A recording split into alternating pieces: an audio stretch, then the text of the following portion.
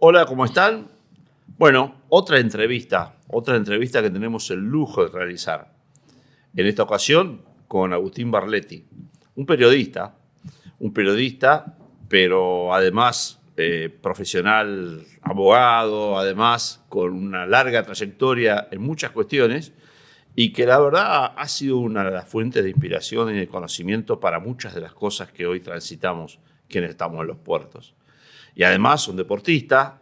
Bueno, ya le vamos a preguntar a él para que nos diga un poco, nos cuente un poco su historia, pero además un periodista relacionado específicamente con la cuestión portuaria, la navegación de la República Argentina. Bueno, hola Horacio, ¿cómo estás? ¿Cómo andamos? Muy bien, por suerte. Todo muy bien. Bueno, Todo muy bien. contanos Muchas un gracias poquito, ya que por la estamos, invitación. tu trayectoria, primero profesional, periodística, y después le ponemos algún condimento más. Sí, o sea, yo soy de origen abogado. Hice una tesis de doctorado en Derecho en Francia, en la Sorbonne. Me gusta mucho la investigación. Y cuando volví a Argentina quise armar como una fundación para investigar y es muy difícil conseguir empresas, conseguir gente, no hay una cultura en el país. Entonces, en el único lugar donde vi que uno podía despuntar el vicio de la investigación y poder hacerlo de alguna manera, que sobre algún tema que uno después decir poder vivir, no sé, dignamente, en el periodismo, y ahí fui llevándome al periodismo y ya desde la primera nota sobre tema de comercio exterior, logística y transporte, que fue en el 93, o sea, son 33 años ya ejerciendo el periodismo en comercio exterior, ¿no? Muchos años, ya 27 de esos 33 fueron en el diario El Cronista, en el suplemento de transporte al cargo del Cronista. Hoy El Cronista Comercial es el diario económico escrito en español más leído del mundo, o sea, superó a los medios de España y de México. Estamos con un promedio de 120.000, 130.000 lectores por nota. No, Y después también fui haciendo un poco carrera en el tema de la escritura, ¿no? Este es el libro número 11 de los publicados que, bueno, vos nos honraste el otro día en la Feria del Libro, ¿no? En el último El martes presentamos en la Feria del Libro el libro que se llama Horacio Tetamanti, un destello logístico, que habla sobre la gestión del subsecretario de Puertos y Vías Navegables entre julio del 2012 y diciembre del 2015, ¿no? El último tramo de la segunda presidencia de Cristina Kirchner. Y la verdad que fue una gestión que en muy poco tiempo puso una impronta con decisiones que todavía hoy inciden en nuestros días, ¿no? Sí, estuvimos en esa presentación, como vos lo decís. Tuvimos la oportunidad de hacer una entrevista con Horacio, que ahora en un ratito la vamos a mostrar. Bueno, acá tenemos algunos de los libros que has escrito. Aquí tenemos una novela histórica sobre Arturo Illia, que me imagino que es muy interesante para verle, para conocerla, de alguien que lo ha vivido muy de cerca. Sí, lo conocí a él. Yo era estudiante universitario, tenía 20 años y él tenía 81, y yo iba a desayunar al Hotel Bristol, que todavía hay una placa ahí que está en Sarmiento y 9 de Julio, donde él paraba cuando venía a Buenos Aires. Nuestras familias eran muy amigas y la verdad que pude tomar muchas charlas, y no sé por qué en ese momento, en mi juventud, en ese momento tuve la conciencia de estar con un hombre de Estado y volvía de mi casa en el tren de la facultad y con el cuaderno de la universidad iba anotando los que me iba diciendo, ¿no? Y gran parte de eso se armó con este libro, ¿no? En este libro de Illia. Después tenemos uno vinculado con China, más que, digamos. Sí. Muy candente el tema. ¿De qué fecha de edición es? Es 2022 el de China. 2022. El libro este es un libro, bueno, con una visión de China desde el punto de vista de una visión expansionista. Es un libro que en la versión está traducido al inglés y al francés, el libro también, porque tiene capítulos referidos a todo lo que pasa en África, lo que pasa en Europa con China, y en lo que es la versión digital. Durante el 2022 y 2023 estuvo entre los 10 libros más leídos en Latinoamérica, ¿no? Ajá. Y bueno, y esta trilogía, que para mí fue muy fundante en mis conocimientos, que son el de el Canal Buenos Aires, el Eslabón Perdido, del cual algo hablamos en alguna entrevista anterior con el ingeniero Ana Orduna, que también nos estuvo visitando. Claro. El Canal Irigoyen, un elemento también fundamental de la estructuración de las vías navegables. Y la obra del Canal Magdalena, que bueno, es básicamente un compendio de las principales cuestiones que hacen este tema, que es muy amplio, muy logístico y una gran deuda para la logística argentina, ¿no? Y que yo creo, hoy justamente hablaba con gente de Dragado y todo el mundo coincidía en que a la larga esto se va a imponer, porque el pliego de licitación actual de la vía navegable habla de 40 pies por la vía, por el Paraná, que es un enfermo terminal, o sea, es imposible, y cuando ellos quieran ir van a tener que ir por esta vía, por el canal Magdalena y después seguir por los canales San Martín García y por el Paraná Guazú, que es la vía, a ver, es la vía donde se navegó de los últimos 350 años, 300 años, ¿no es cierto? Entonces, es nada más que volver a los cauces naturales. Volver al río. Y volver al río. Volver a lo que el río decide y Seguro. no tratar de torcerlo. No, por supuesto. Así que, bueno, ya de esto también haremos en algún momento un programa específico sobre el Canal Magdalena, que la verdad es un tema que apasiona y que además es de trascendental importancia estratégica para la República Absolutamente. Argentina. Absolutamente. Bueno, y lo que estamos presentando ahora es este último libro que vos acabas de mencionar, El destello logístico. Sí. Por un lado, una alegría que se reivindique una gestión de estas características, una alegría que sea Horacio Tamante una persona tan digna para representarla, y por otro, una tristeza que tengamos que hablar de un destello, ¿verdad? Seguro que sí. Y sí, porque pensemos que la gestión de Horacio Tetamanti fueron 1.200 y pico de días corridos, 890 días hábiles, o sea, nada en la historia de un país.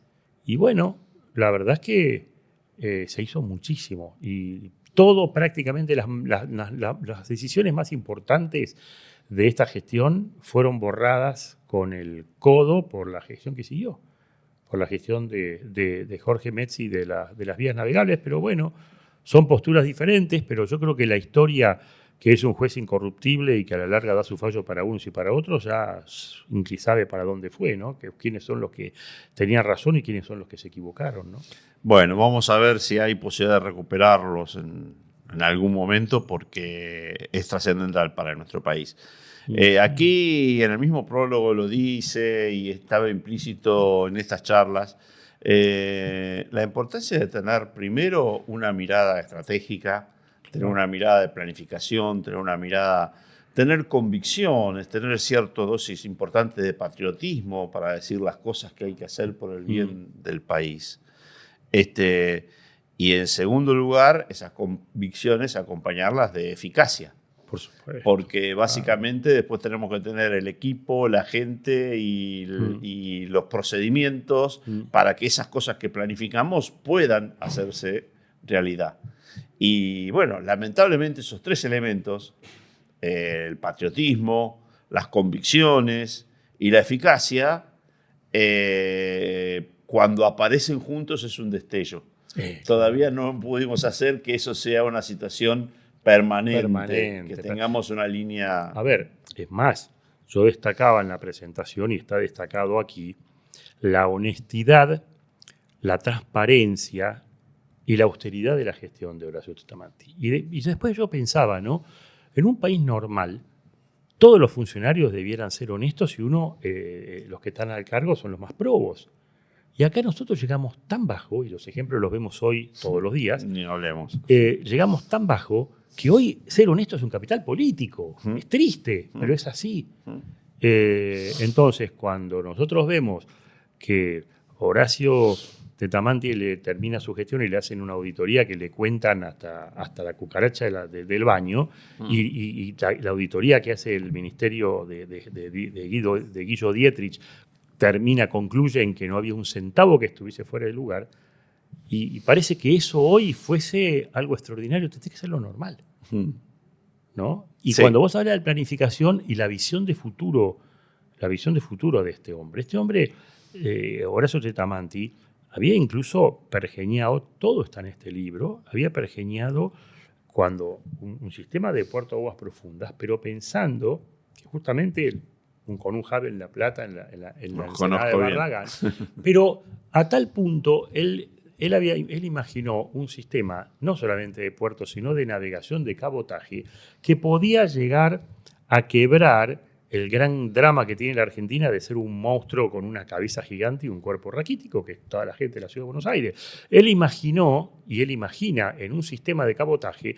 que la población se empieza a distribuir a través de todo el litoral. Total. Y ahí aparecen...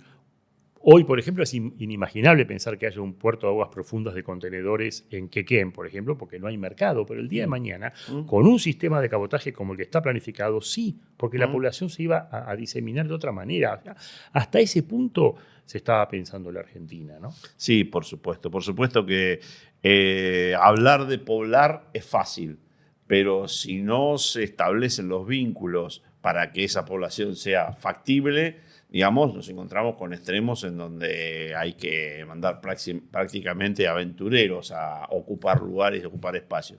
En un país que tiene tanto espacio, tan rico además, y con tanta potencialidad de utilizarlo para el bien y el beneficio de toda la comunidad. Absolutamente. Bueno, nosotros estuvimos en la feria y tuvimos la oportunidad de entrevistar a Horacio Tetamanti, el personaje de esta historia, el personaje del libro de Agustín. Así que, bueno, le vamos a pasar ahora a presentar ese reportaje para después seguir charlando un ratito con Agustín. Bueno, buenas tardes. Estamos con el ingeniero Horacio Tetamanti, una figura importantísima para los puertos, la navegación y la soberanía de la República Argentina. Estamos en una ocasión, en la Feria del Libro, en que se ha presentado un libro de Agustín Barletti donde habla precisamente de tu gestión a cargo de la Subsecretaría de Puertos de la Nación Argentina en el último periodo del gobierno de Cristina Kirchner. Bueno, en primer lugar, felicitarte porque es realmente muy merecido este trabajo que hizo Agustín. Y en segundo lugar, bueno, vos hablaste mucho de la importancia de poner el interés general por encima de los intereses particulares. Y eso fue una de las características de tu gestión, ¿verdad? Bueno, gracias Pepe, un gusto verte y gracias por esta invitación.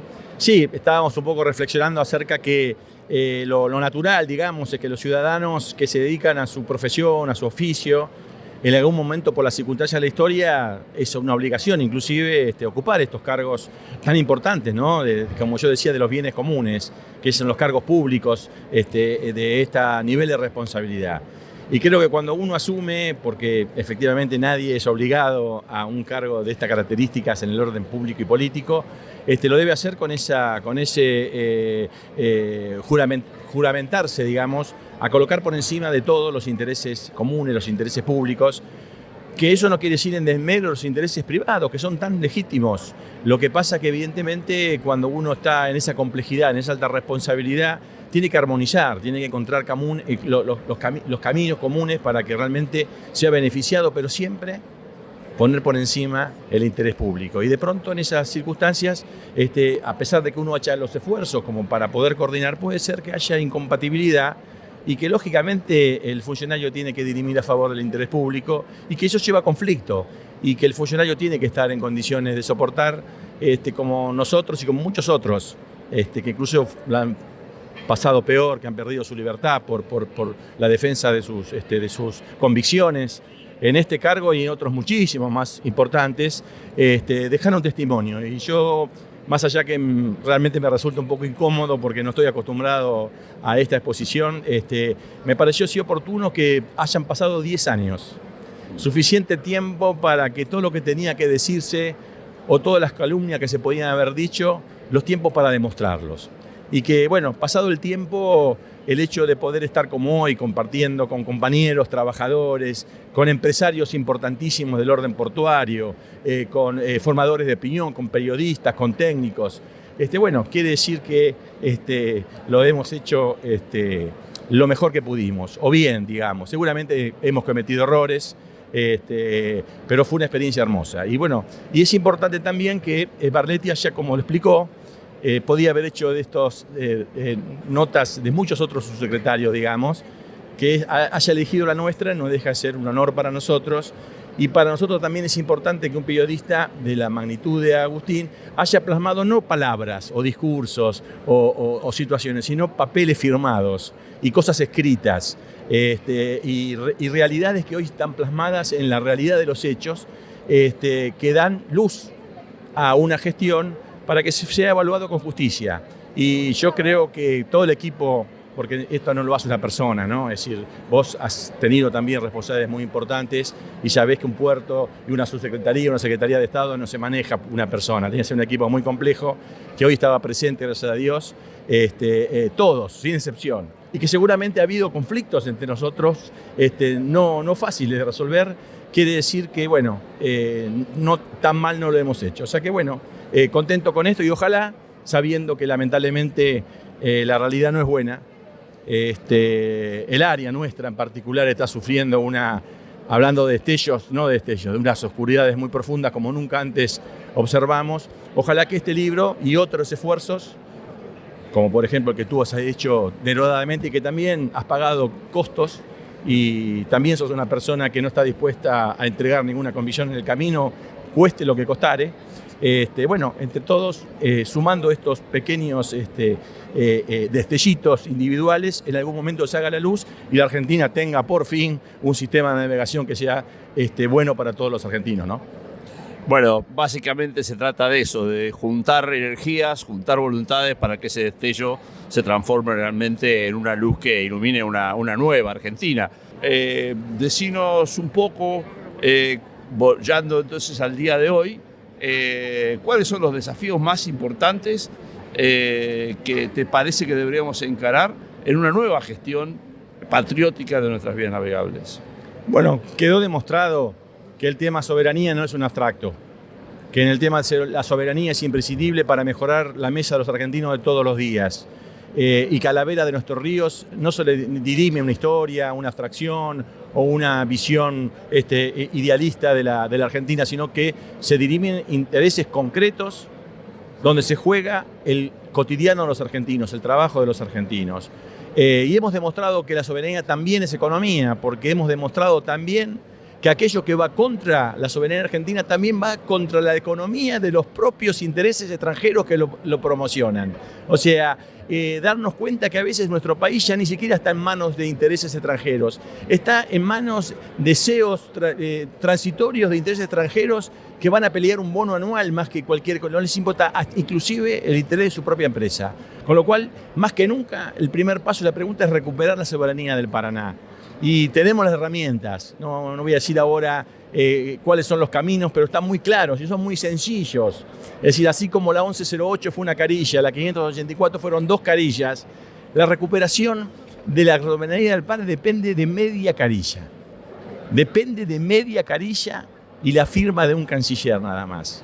Eso sería lo primero que tendríamos que hacer.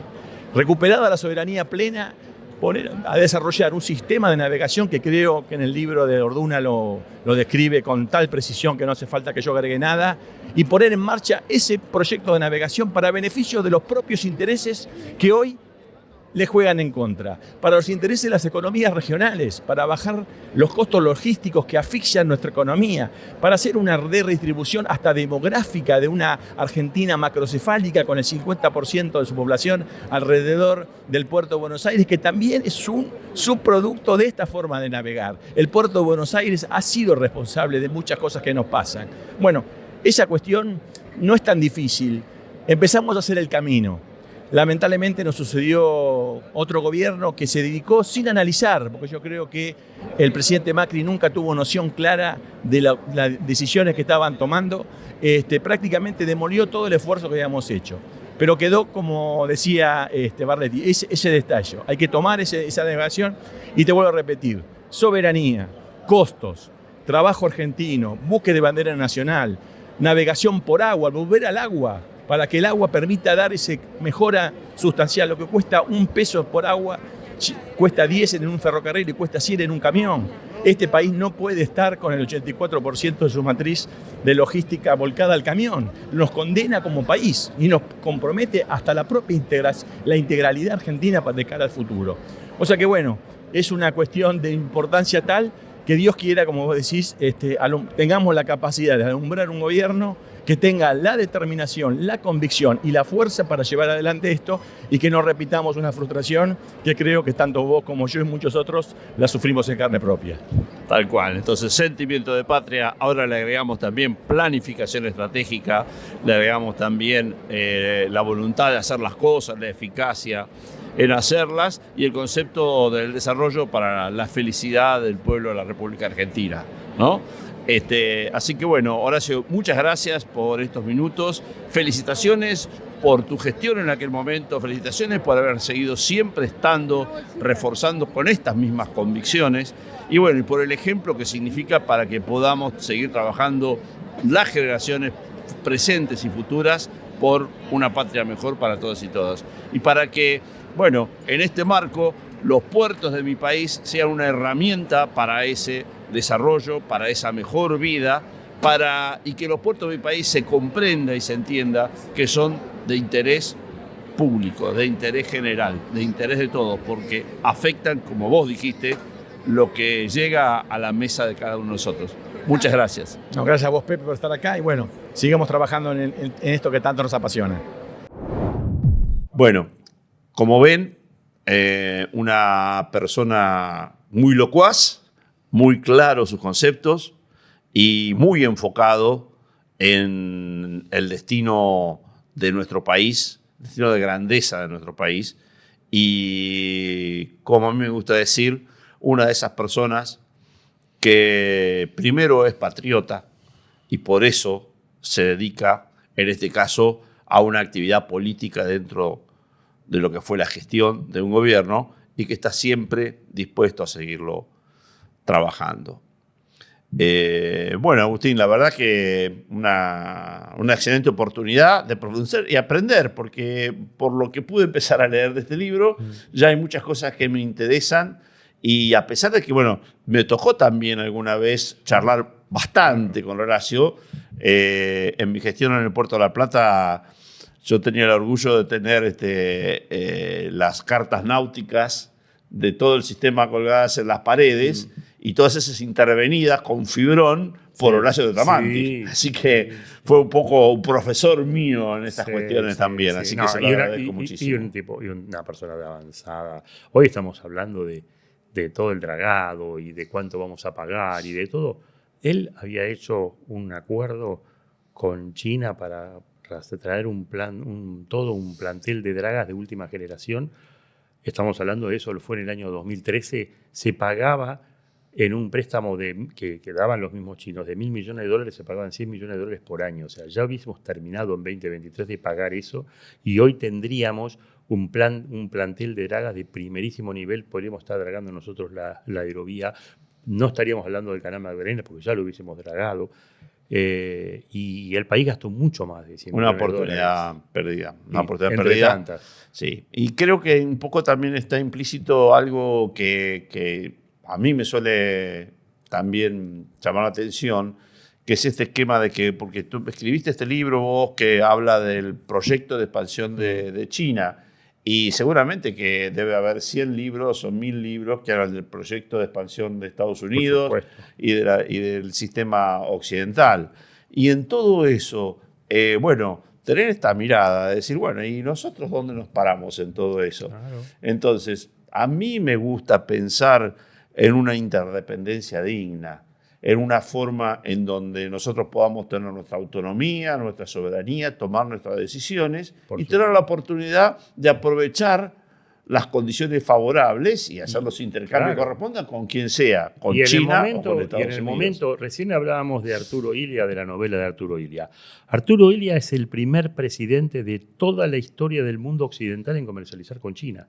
Él en el año 64 le vende el excedente de la cosecha de trigo. Recién Nixon viaja en el 72 a China y él 8 años antes ya estaba comercializando. Y cuando yo le dije a don Arturo Illia, dígame, no sé cómo se animó, no estaba ni reconocida por Naciones Unidas China, la China de Mao Zedong, y le digo, ¿cómo se animó a venderle a China los pruritos del Estado comunista? Me dijo, mijo, me pagaron en libras esterlinas convertible a oro girada sobre el Banco de Hong Kong. ¿Cómo no le voy a vender? Claro. Y es un poco el criterio que manejan los chinos también. Un amigo mío comentaba el otro día, a ver, probablemente la diferencia ideológica que hay entre el gobierno de China y el gobierno del Perú es tan grande como la que puede haber entre Estados Unidos y Cuba. Digamos. Sí, claro. Pero la actitud que tiene China frente a Perú es hacerle un puerto, utilizarlo como plataforma para su conectividad. Y bueno, que después estará en la gente del país que negocia con China cómo pone los límites para que... Sí, ese es el mayor tema. Ese tampoco mi libro tiene que ver con eso, por el sistema de gobierno de China y más difícil de controlar. Pero es como os decía, depende de las situaciones, depende de las cuestiones. Esto que te digo del acuerdo del plantel de Dragas, que además había empezado a hacerlo Luján, Ricardo Luján, que era el antecesor de Horacio, y Horacio lo único que hace es pulir ese acuerdo, acordar con la industria naval argentina para ver qué cosas se podían hacer en Argentina y qué cosas no. Y estaba cerrado. Y lamentablemente el gran problema que tuvo Horacio Testamanti fue que lo tuvo a ministro de Transporte Randazzo, que fue una máquina de impedir. Entonces no le firmó nada. Él tenía armada la sociedad anónima con mayoría estatal de dragado para operar las dragas, que tenía un plan de dragado nacional. O sea, lo que hizo... y Scioli perdió la presidencia por 2 puntos el balotaje. Sí. Bueno, Horacio Testamanti iba a ser el ministro de Transporte de Scioli. Yo creo que hubiese cambiado mucho. Seguramente. Pero bueno, la historia se escribió. El otro día también hablábamos con unos amigos politólogos y Arturo Illia, en vez de derrocarlo, en ese momento eran 6 años, ¿no? En vez de derrocarlo el mandato, en vez de derrocarlo en el 66, hubiese terminado en el 69, del 69 al 75 venía Balbín, del 75 al 81 un Luder, y nosotros éramos Canadá. Bueno. Sin golpe de Estado, sin nada, y la historia fue otra. Así es. Las situaciones que podrían haber sido y no son, en Argentina las tenemos muy presentes. Pero bueno, ahora me gustaría hablar de este otro libro. Soy un poco inquieto yo. Sí. Miren el título del libro, ¿no? Y uno dice, Malvinas, ¿qué se metió con Malvinas? Bueno, entre brazadas y memorias. Y esto tiene que ver con la otra faceta que mencionábamos antes. Aquí, si se alcanza a ver en la tapa, está Agustín Barletti nadando, ¿no? Sí, ahí. Así es. Bueno, contanos un poco cómo fue esta historia. Sí, yo tuve el honor realmente de unir eso nos une con Horacio. Horacio Testamanti fue, en el año 74, fue el primero que ganó, se corrió la regata en Malvinas, fue el primero que ganó la regata. Y a mí me tocó ser el primero en unir a nado las 2 Islas Malvinas por el Estrecho de San Carlos, ¿no? Fue emocionante, pero después con el tiempo yo me fui dando cuenta que unir las Islas Malvinas, la natación fue una excusa que me permitió vivir una semana en Malvinas, ¿no? Porque uno tiene que estar una semana, el avión llega el sábado y vuelve el sábado. Coincidimos con unos veteranos de guerra de San Luis, que fuimos con ellos a visitar y reconocían sus posiciones de combate. El Papa Francisco... ¿En qué año fue esto? Esto fue en 2014. El Papa Francisco se entera de esta aventura y me manda un rosario bendecido por él con una sola instrucción: colocarlo en el cementerio de Darwin, en la tumba más despojada que exista en Malvinas. En ese momento todavía no había comenzado el virtuoso proceso de identificación. Y todos los cuerpos tenían, las tumbas tenían, en vez de decir soldado desconocido, dice soldado solo conocido por Dios. Entonces viajé con 2 compañeros míos de colegio, del Marín, del colegio primario. Uno que había sido veterano de guerra. Yo no fui veterano de guerra por días, y la de guerra hubiese durado 2 semanas más. Yo ya me habían mandado el telegrama para convocarme. Uno compañero, y otro de los compañeros que fue el que filmó todo. Hay un video que se llama Amaneciendo en Malvinas, que está en YouTube, que es muy lindo, que es sobrino carnal de Italo Luder, recién salió el nombre de Italo Luder. Y pusimos el rosario, buscamos una tumba tremendamente despojada, no tenía nada, ni una crucecita, ni nada, bueno, y ahí quedó ese rosario, ¿no? Y también, cuando fuimos para cruzar en San Carlos, yo crucé donde se llama, lo que se llama el Callejón de las Bombas, que es donde desembarcaron los ingleses y donde la Fuerza Aérea y la Aviación Naval les dio para que tengan y guarden a los ingleses, porque eso era un aquelarre de agua y fuego, y en el momento que yo fui era un paraíso, ¿no? Tremendo. Y estaba también el cementerio inglés. Los ingleses, que es un pueblo guerrero, ellos no repatrian los cuerpos, el cuerpo se entierra en el campo de batalla. Y también uno veía cartas de los nietos, decía, abuelo, no te pude conocer, me hubiese gustado, o del hijo, y uno ve el drama de la guerra de los dos lados, ¿no? Sí. Es tremendo, es tremendo. Y después hay otro libro que lamentablemente está absolutamente agotado y que la editorial me está pidiendo, creo que lo voy a hacer este año, una reedición que se llama Hazaña en Gibraltar, que fue el otro cruceanado que yo hice en 2011, que uní Europa y África nado por Gibraltar, ¿no? Que también fue una aventura interesante desde todo punto de vista, un contacto con la naturaleza increíble. ¿Seguís nadando?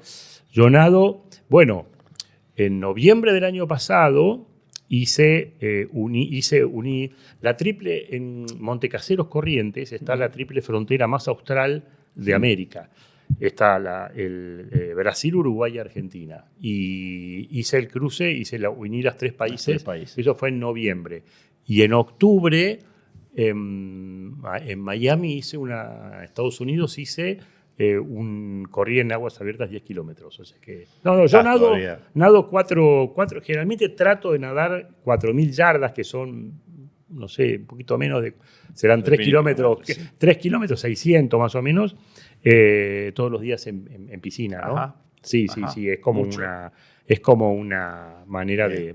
Y me sirve mucho para esto, para los libros, para que yo mientras estoy nadando... ¿no? Sí, pero además mientras estoy nadando voy pensando qué se puede escribir, bueno. Y ahora te digo, como medio, ¿no?, de primicia, que estoy empezando a escribir un libro con una visión para mí... Yo creo que va a ser una visión crítica de la integración vertical. O sea, antes un buque llevaba un contenedor, lo bajaba en un puerto de otra empresa, después se iba al camión de otra empresa, y ahora el dueño del buque compró el puerto, compró la empresa de camiones de logística, y al principio decía... Y el ferrocarril. Y al principio parecía, esto es maravilloso, hablo con uno solo. Y después es una trampa, terminación de una trampa. Es una trampa. No te deja elegir. Es un tema, a ver, la logística, la navegación, en la medida, digamos, que se pueda asegurar que haya varias opciones, sirve la competencia. Cuando deja de haber opciones, pasas a ser, digamos, esclavo de una única posición dominante. Bueno, y eso es el problema que tenemos en toda la economía, pero en la logística en particular se ve mucho eso. Eso lo experimentamos. Tuve la oportunidad de charlarlo con gente de puertos europeos y tienen la misma preocupación por ese mismo tema. La potencia que han tomado, fundamentalmente las grandes empresas navieras, que son las que están encabezando este proceso de integración vertical y de llegar a cubrir todos los aspectos de la logística, de tal manera que cualquiera que quiera comerciar algo va a depender en algún punto. Hoy, lo hablábamos con Horacio, hoy hay economías regionales que para exportar, el que decide si exportan o no es un gerente comercial de la Maersk. Exacto. Que el tipo cobra a fin de año su bono por productividad y tendrá sus derechos, pero es así. Sí. Y si vos tenés un puerto de la Maersk, si viene un buque de Costco o de CMA-CGM, y al mismo tiempo viene un buque de Maersk, ¿cuál deja entrar primero? Claro. Y si vos te bajás con ellos el contenedor, te lo van a bajar al lado del camión. Y si no lo bajás con ellos, te lo van a poner en el rincón de la rata, allá atrás de todo. Además, en el interín, hasta que se termine de integrar todo en una única empresa, las pocas empresas que hay también articulan entre ellos y se reparten la forma de hacer las cosas. Claro. ¿no? Y encima estamos hablando de infraestructura. Qué interesante. Quedo esperando ese libro. Bueno, si Dios quiere y nos da salud y estamos bien, el año que viene, para esta época, en la Feria del Libro, lo estamos presentando. Bueno, muy bien, Agustín.